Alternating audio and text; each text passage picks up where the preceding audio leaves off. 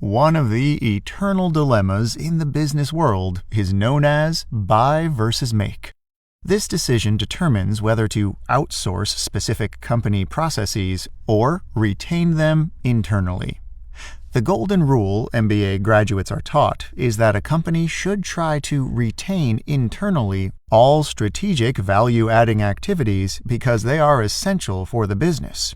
In turn, management can externally delegate non-core activities aimed at efficiency. All of that's great, but when discussing AI and large language models, the situation is unique.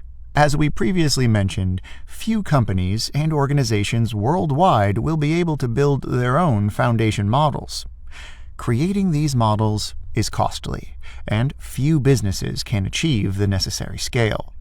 Most companies face a critical choice: either build on an existing foundation model or develop their own version from an open source model. In many cases, firms lack the expertise and resources to train a custom model, yet they recognize AI as a core value add to their business.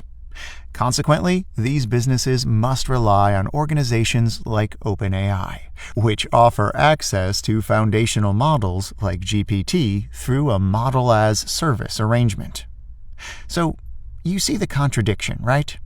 AI can be a core value-generating aspect of the business, but AI availability and development don't fully depend on a company's in-house efforts. So, how would regular businesses compete with each other if everyone could use OpenAI's API and gain access to some of the world's most advanced AI models with a single API call?